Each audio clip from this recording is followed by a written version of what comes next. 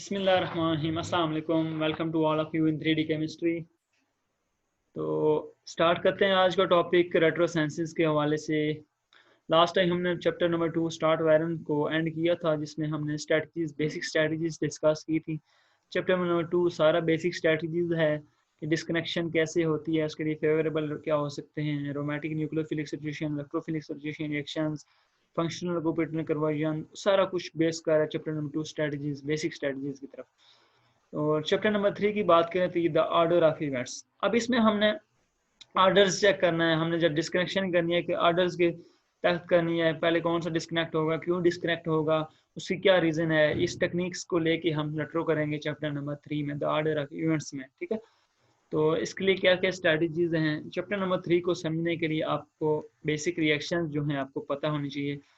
Aromatic benzene के आपको सारे रिएक्शन आने चाहिए। ठीक है, बेंजीन के हवाले से न्यूक्लियोफिलिक सब्स्टिट्यूशन या इलेक्ट्रोफिलिक की बात करें तो हमने न्यूक्लियोफिलिक और इलेक्ट्रोफिलिक स्ट्रेटजीज आपको डिस्कस करके बता दी थी कि बेंजीन पे कोई न्यूक्लियोफिलिक रिएक्शन कब फेवरेबल होगा, जब आप इसको डाइजोडाइजेशन के जरिए डाइजोनियम साल्ट में कन्वर्ट करेंगे। ठीक है, तो बेंजीन के सारे रिएक्शन आपको सल्फोनेशन, नाइट्रेशन, इसी तरह न्यूक्लियोफिलिक इलेक्ट्रोफिलिक कैसे बना सकते हैं, ये सारा कुछ आपको पहले आना चाहिए। ठीक है, इस सल्फोनेशन हो गई, एरोमेटिक नाइट्रेशन हो गई, क्लोरीनेशन, ये सारे रिएक्शन आपको फिंगर टिप्स पे होने चाहिए द ऑर्डर ऑफ इवेंट्स। तो एफएससी की बुक उठाएं, जस्ट सिंपल सिंपल आप उसको समझें, उसका मैकेनिज्म क्या है, और द ऑर्डर ऑफ इवेंट्स को स्टार्ट कर दें। ठीक है, इसकी डिस्कनेक्शन, इसके गाइडलाइंस को फॉलो करना शुरू कर दें। तो आइए आते हैं सबसे पहले गाइडलाइन नंबर 1 पे। गाइडलाइन नंबर 1 क्या कहती है, कैसे डिस्कनेक्शन करनी है, तो आते हैं जी गाइडलाइन नंबर 1 पे। The order of events guideline number 1 chapter number 3 start Byron. अब ये आपके पास एक परफ्यूमरी कंपाउंड है 4 आइसोप्रोपाइल एसीटोफिनोन। ठीक है, 4 आइसोप्रोपाइल एसीटोफिनोन इसको कह सकते हैं। बेसिकली अगर ये यहाँ ग्रुप ना होता तो ये एसीटोफिनोन होता। ठीक है, या आप इसको परफ्यूमरी कंपाउंड इसको कह सकते हैं, परफ्यूम्स में ज़्यादातर यूज होता है। ठीक है, अब इसमें डिस्कनेक्शन करनी है, तो डिस्कनेक्शन अगर आप एक चीज़ याद रखें, रिंग और चेन की बात हो, रिंग पे कोई ब्रांच अटैच हो, तो सबसे पहले फेवरेबल कंडीशन ये होती है कि आपने चेन को ब्रांच को पहले उतारना होता है रिंग से। ठीक है, रिंग से ब्रांच को पहले आप डिस्कनेक्ट करें। ठीक है, ये फेवरेबल कंडीशंस होती हैं। तो अब ब्रांचेस यहाँ दो अटैच हैं और 1-4 पे हैं एक दूसरे के पैरा पोजिशन पे। ठीक है, एक एसाइल ग्रुप है और एक अल्काइल ग्रुप है। ठीक है, और एक रूट ए और रूट बी से डिस्कनेक्शन करनी है हमें। फर्स्ट करें, ये आपका रूट ए है और ये आपका रूट बी है। ठीक है, तो रूट ए से पहले डिस्कनेक्ट करके देखते हैं। सपोज आपने रूट ए से डिस्कनेक्ट कर दिया। ठीक है, तो आपके पास जो पॉसिबल रीजन्स क्या आए, लाइक ये आपके पास कार्बोकेटाइन आया था इसका संतान, और इसके रीजन्स अल्काइल हैलाइड इक्वल हो जाते हैं। ठीक है, इसी तरह यहाँ नेगेटिव चार्ज आ गए, ये फिर हाइड्रोजन ने इसकी वैलेंसी सेटिस्फाई करके इसका रीजन्स ये बन गया। ठीक है, तो फर्स्ट से हमारे पास जो रीजन्स आए अल्काइल हैलाइड, और ये आपके पास एसीटोफिनोल रीजन्स आ गए। ठीक है, तो रेट्रोसेंसिस में हमने रिवर्स प्रोसेस करना होता है, तो हम जब इसको रिवर्स करेंगे, क्या हम इसकी सेंसिस कर सकेंगे? लाइक आप इसको दोबारा इसकी सेंसिस की तरफ आएँ, तो ये मल्टीपल सब्स्टिट्यूएंट मल्टीपल बॉन्डिंग वाले ग्रुप पे इलेक्ट्रॉन विड्रॉइंग इफेक्ट रखते हैं, तो क्या ये पैरा पोजीशन पे ला सकेगा 4 पोजीशन पे आने वाले ग्रुप को? बिकॉज ये तो जब इलेक्ट्रॉन विड्रॉइंग होते हैं, रिंग की इलेक्ट्रॉन डेंसिटी को विड्रॉ कर रहे होते हैं, तो ये तो फेवरेबल होते हैं मेटा पे, ना कि आर्थो पैरा पे। हमें तो 4 पे चाहिए ना, ये अल्काइल ग्रुप किधर चाहिए? 4 पे चाहिए। ये 1 पोजीशन है तो 4 पे चाहिए, तो 4 इसकी पैरा पोजीशन ये बन रही है, तो क्या ये अल्काइल ग्रुप इधर ला सकता है? नहीं ला सकता, बिकॉज ये तो खुद इलेक्ट्रॉन विड्रॉइंग है, मेटा डायरेक्टिंग ग्रुप है, ये इधर ला सकता है, इस पोजीशन पे अल्काइल ग्रुप को ले आएगा। ठीक है, तो रूट ए फेवरेबल नहीं है, बिकॉज ये मेटा डायरेक्टिंग ग्रुप ऊपर अटैच है, ये वाला। ठीक है, तो ये मेटा पे लाएगा आने वाले ग्रुप को, ना के पैरा पे, तो हम रूट ए से डिस्कनेक्ट नहीं कर सकते। आइए रूट बी की तरफ मूव करते हैं। क्या रूट बी फेवरेबल है? रूट बी यहाँ से डिस्कनेक्शन हो रही है, तो पॉसिबल रीजन्स आपके पास एसाइल क्लोराइड और ये benzyl chloride something, benzene isopropyl benzene आप इसको कह सकते हैं। ठीक है, आइसोप्रोपाइल बेंजीन और एसाइल क्लोराइड आपके पास पॉसिबल रीजन्स आ गए। ठीक है, तो अब हमने रिवर्स सेंसिस करके देखनी है क्या इसमें पॉसिबिलिटी आए। तो देखें तो अल्काइल ग्रुप कौन से होते हैं? एक्टिवेटर होते हैं, रिंग को एक्टिवेट करते हैं, स्टेबिलिटी रिंग की बढ़ाते हैं। डीएक्टिवेटर जो होते हैं रिंग को डिस्टेबलाइज कर रहे होते हैं, ठीक है। तो ये एक्टिवेटर होते हैं, एक्टिवेट करते हैं, तो आर्थो और पैरा पे इनकी इलेक्ट्रॉन डेंसिटी फेवरेबल होती है। तो हमें ये किधर चाहिए, सेल ग्रुप पैरा पे 4 पे चाहिए, ये 1 है तो हमें इधर चाहिए, ठीक है। तो जब हम इसकी सेंसिस करेंगे तो इजीली ये इस पे वापस आ सकता है। तो ये रूट आपका रूट बी फेवरेबल है, ठीक है। आर्डर हमने कौन सा फॉलो किया, रूट बी वाला, रूट ए वाला आर्डर हमने फॉलो नहीं किया, बिकॉज वो मेटा डायरेक्टिंग ग्रुप था न के पैरा था। तो ये आने वाले इसको इस पे नेक्स्ट सेंसिस में इसको इधर नहीं ला सकता, ठीक है। बट ये अल्काइल ग्रुप इसको 4 पे ला सकता है। तो हमने पहले फिर किसको डिस्कनेक्ट करना है, इसको डिस्कनेक्ट करना है, ठीक है। तो ये थी जी गाइडलाइन नंबर 1 की डिस्कनेक्शन। आइए इसकी सेंसिस की तरफ मूव करते हैं। तो सेंसिस में सबसे पहले आपने benzene as a starting material ले लिया, ठीक है। बेंजीन इजीली अवेलेबल है। तो फिर आपने क्या किया, फ्रीडर-क्राफ्ट अल्काइलेशन रिएक्शन किया, ठीक है। फ्रीडर-क्राफ्ट अल्काइलेशन रिएक्शन में क्या होता है, जो आपके पास अल्का सब्स्टिट्यूएंट जो होता है इलेक्ट्रोफाइल होता है, लाइक ये क्लोरो ग्रुप ये AlCl3 ले लेगा, AlCl4 नेगेटिव बन जाएगा, ठीक है, जब आप इसका मैकेनिज्म कर रहे होते हैं। और आपके पास ये सेकेंडरी कार्बोकेटायन बन जाएगा, ठीक है। और रिंग फिर इस पे यहाँ चाहिए तो यहाँ से अटैक करेगी, लाइक दिस, इधर से अटैक करेगी। तो आपके पास क्या बन जाएगा,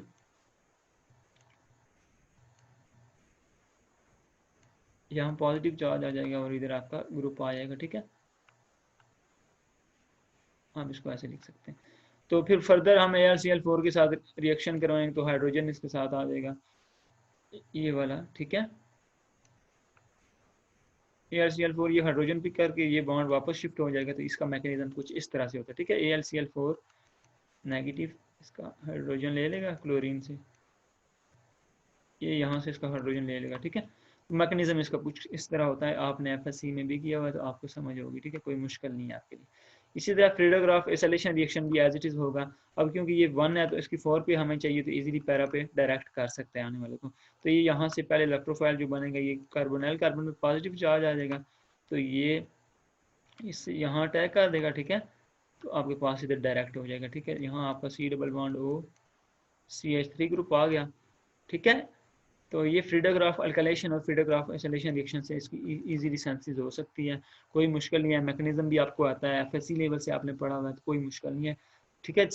बेसिक क्या थी, मेन चीज़ इसमें क्या थी, डिस्कनेक्शन थी, जो आपने पहले पढ़ ली, ठीक है, कर लिया, सेंसिस कोई मुश्किल नहीं है। आइए नेक्स्ट मूव करते हैं। तो ऑर्डर ऑफ इवेंट एग्जाम्पल, वही गाइडलाइन नंबर 1 एग्जाम्पल की तरफ, ठीक है। गाइडलाइन नंबर 1 की एग्जाम्पल करते हैं, ठीक है। तो आपके पास एक कंपाउंड है, ये वाला मस्क अम्ब्रीटी, ये भी परफ्यूम में यूज होता है, परफ्यूमरी कंपाउंड है।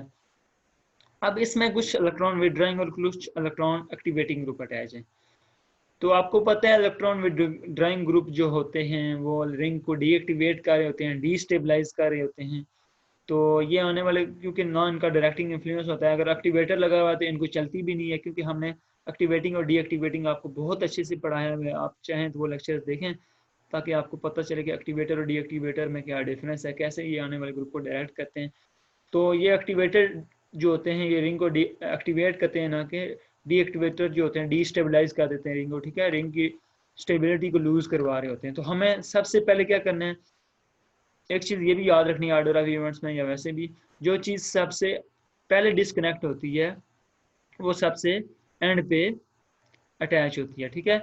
जो सबसे पहले लाइक ये पहले डिस्कनेक्ट हुआ तो एंड पे ये वापस आएगा, ठीक है। लाइक हम इस सेंसिस में इसको एंड पे अटैच करेंगे, ठीक है। ये क्योंकि रिंग की डीस्टेबलाइज कर रहा होता है, रिंग को डीएक्टिवेट कर रहा होता है, तो इसलिए एंड पे हम इसको अटैच करते हैं। तो सबसे पहले डीएक्टिवेट जो इलेक्ट्रॉन विड्रॉइंग ग्रुप हैं वो रिंग से लूज होते हैं, ठीक है, रिंग से हम उसको डिस्कनेक्ट करते हैं। तो सबसे पहले आप देखें यहाँ नाइट्रो ग्रुप है, तो ये नाइट्रो ग्रुप, बाकी तीनों ग्रुप अल्काइल ग्रुप और मिथाक्सिल ग्रुप जो हैं एक्टिवेटिंग ग्रुप हैं। पहले आप इलेक्ट्रॉन विड्रॉइंग को ड्रॉ कर डिस्कनेक्ट कर दें, ठीक है।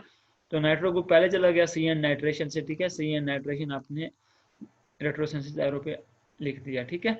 अब हमारे पास अल्काइल ग्रुप बच गया और ये मिथॉक्सी। तो अब इन दोनों में से हमने चॉइस करना है, पहले ए ब्रेक करें या बी ब्रेक करें, ठीक है। लाइक आप ए को ब्रेक कर देते हैं, यहाँ से ब्रेक कर देते हैं, आपके पास ये वाला बनता है पॉसिबल स्टार्टिंग मटेरियल, और बी को ब्रेक कर देते तो आपके पास स्टार्टिंग मटेरियल ये वाला बनता है। ये कौन सा जी, ये आपके पास बी वाला स्टार्टिंग मटेरियल, ये वाला ए वाला स्टार्टिंग मटेरियल, ठीक है। तो ये फर्दर देखें तो अगर हम इसको अगर फर्दर कन्वर्ट करें, इसकी फर्दर रेट्रो करें, इसकी FGI करें, फंक्शनल ग्रुप से इसका जो स्टार्टिंग मटेरियल है ये तो क्रिसोल बन जाएगा, ठीक है, क्रिसोल। लाइक ये अल्कोहल में फंक्शनल ग्रुप के जरिए कन्वर्ट हो सकता है लाइक दिस। तो ये बहुत ज़्यादा इजीली अवेलेबल है, कमर्शियली अवेलेबल है, बट ये अब ये क्योंकि बल्कि ग्रुप भी है, इंट्रैक्शन भी कॉल करेगा, फेवरेबल भी नहीं है, स्टेबल भी नहीं है, और ना ये कमर्शियली इतना ज़्यादा अवेलेबल है, ठीक है।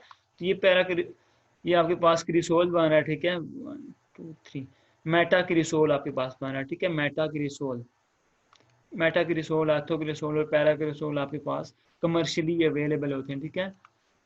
जब ये कमर्शियली अवेलेबल है तो आपने फेवरेबल वही चीज़ देखनी होती है जो आपको इजीली मिल जाए, ठीक है। तो रूट बी की फर्दर एफजीआई करके आपने उसको फर्दर उसके स्टार्टिंग मटेरियल मेटाक्रिसोल में जो कि easily commercially available, but route A आप अगर यहाँ से डिस्कनेक्ट कर देते तो ये बल्कि ग्रुप भी था और ना इसके साथ इंट्रैक्शन भी बनाता, बट और ना इजीली अवेलेबल है, ठीक है।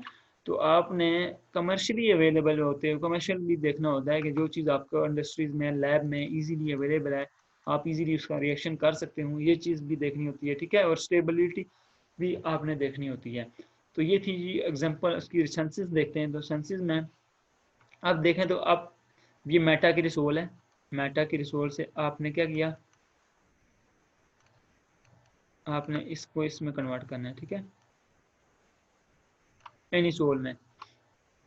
मेटा की रिसोल से आपने इसमें जाना है, इसमें। तो आप क्या करेंगे, इसका मैकेनिज्म क्या होगा, बेस यूज़ करेंगे, बेस यहाँ से ये प्रोटॉन एक्सट्रैक्ट कर लेगी, ठीक है, बेस ने प्रोटॉन एक्सट्रैक्ट कर लिया तो आपके पास जो बना कुछ यूँ बन गया।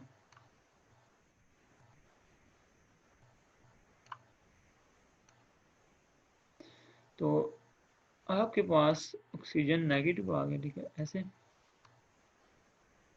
और ये आपके पास एज इट इज, ठीक है। अब ये स्ट्रक्चर देखें तो इसका स्ट्रक्चर, इसको खोल के लिखें MeO2SO2, ये रीजेंट्स आपने यूज़ किया ना, तो इसको अगर खोल के लिखें तो इसका स्ट्रक्चर कुछ यूँ है, S double bond O OCH3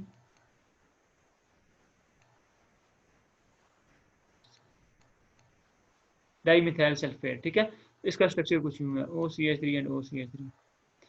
तो मैकेनिज्म पे आए तो कुछ यूँ उसका मैकेनिज्म होगा, OCH3, ठीक है। तो ये नेगेटिव चार्ज जो होता है ना, ये इसका मिथाइल का ले लेता है, ठीक है, इसका मिथाइल ले लेता है और ये बॉन्ड इधर ब्रेक हो जाता है, ठीक है। तो हमारे पास ये रिजेंट्स OMe इसके साथ अटैच हो जाता है, ठीक है। तो ये बेसिकली फर्स्ट स्टेप का मैकेनिज्म है। बेस ने प्रोटॉन एक्सट्रैक्ट के लिए आप कोई भी बेस यूज कर, लाइक आप NaOH यूज कर लें या सोडियम हाइड्रोक्साइड बेस यूज करें, कोई भी आप बेस यूज कर सकते हैं, सोडियम हाइड्राइड यूज कर लें, वो बेस ने प्रोटॉन एक्सट्रैक्ट कर लिया और आपके पास फर्दर ये इसके साथ डाइमिथाइल सल्फेट के साथ रिएक्शन करके आपको ये स्टार्टिंग मटेरियल दे देगा, ठीक है।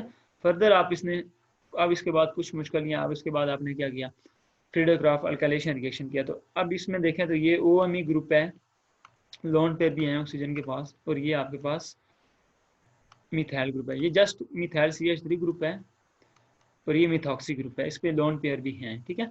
तो लोन पेयर भी रिंग में शिफ्ट करेगा, रेजोनेंस करेगा, और ये जस्ट इंडक्टिव इफेक्ट की वजह से रिंग को स्टेबल करेगा। तो जो ज़्यादा अच्छा एक्टिवेटर होगा वो डायरेक्ट करेगा आने वाले ग्रुप को, ठीक है।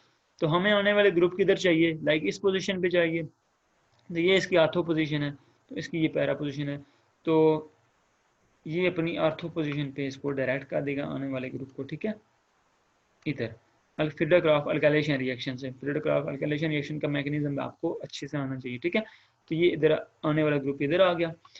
अब नेक्स्ट हमें नाइट्रेशन करनी है, NO2 को अटैच करना है, ठीक है। जो चीज़ सबसे पहले डिस्कनेक्ट होती थी वो एंड पे आप देखें तो आप ये नाइट्रेशन हो रहे हैं तो एंड पे NO2 ग्रुप अटैच होंगे। तो नाइट्रेशन अब फिर भी वही चीज़, अब नाइट्रेशन करनी है, देखें तो वही चीज़ हम कर रहे हैं, मल्टीपल सब्स्टिट्यूएंट अटैच हुए हैं, तो डायरेक्टिंग इन्फ्लुएंस कैसे होगा, ये चीज़ बहुत ज़्यादा इंपॉर्टेंस रखती है। अब देखें तो OMe है, बल्कि group methyl methyl methyl, tertiary alkyl group attach है और मिथाइल ग्रुप अटैच है, ठीक है।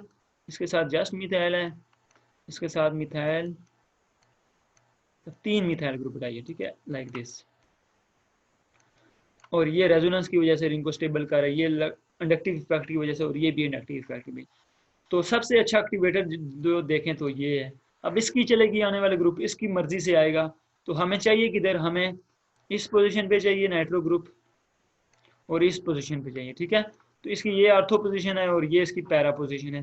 तो इजीली डायरेक्ट कर सकता है आने वाले ग्रुप को। तो जब इसकी सेंसिस करेगा तो आने वाले ग्रुप को इजीली डायरेक्शन इसकी आर्थो और पैरा पे ला सकता है। तो हम जो हमारा टारगेट मॉलिक्यूल था हमने उसकी सेंसिस इजीली कर ली। ठीक है, मस्क एम्बिलिटी हमने बहुत इजीली सेंसाइज कर लिया, कुछ मुश्किल नहीं था। लाइक आपने बेस अटैक करवाया, बेस का हाइड्रोजन लूज किया, फिर आपने डाईमिथाइल सल्फेट यूज किया तो आपने उसको इस स्टार्टिंग मटेरियल में कन्वर्ट कर लिया पैरामिथाइल मेटा मिथाइल एनिसोल में। ठीक है, इसको एनिसोल कहते हैं। अगर आपके पास बेंजीन रिंग पे OCH3 ग्रुप अटैच हो तो आप उसको एनिसोल बोलते हैं। ठीक है, तो ये एनिसोल की थर्ड पोजीशन पे मिथाइल है लाइक दिस, तो हम इसको क्या बोलेंगे, मेटा मिथाइल एनिसोल। ठीक है, तो हमने इसको इसमें कन्वर्ट किया फर्दर, फिर हमने अल्काइल फ्रीडोग्राफ अल्काइलेशन रिएक्शन कराया। तो अब यहाँ एक्टिवेटिंग अच्छे एक्टिवेटर की बात आ जाती है, तो ये मिथाइल और इसमें कंपैरिजन आ जाता है। तो अच्छा एक्टिवेटर ये है, लॉन पेयर की वजह से एक्टिवेट कर रहा है रिंग को, तो ये अपने मर्जी से डायरेक्ट करेगा आने वाले। तो इसकी ये आर्थो पोजीशन पे। इसी तरह अब ये 3 मल्टीपल हैं, तो अब इन तीनों में से किस की चलेगी, अच्छे एक्टिवेटर की चलेगी, ये आने वाले ग्रुप को डायरेक्ट कर सकेगा। तो इसकी हमें इस पोजीशन पे चाहिए और इस पोजीशन पे चाहिए आने वाला ग्रुप, तो इजीली हमने इसको डायरेक्ट कर लिया। तो ये थी जी guideline number 1, retrosynthesis the order of events, और उसकी एग्जांपल भी हमने पढ़ी। होप सो आपको गाइडलाइन नंबर 1 बहुत अच्छे से समझ आई होगी।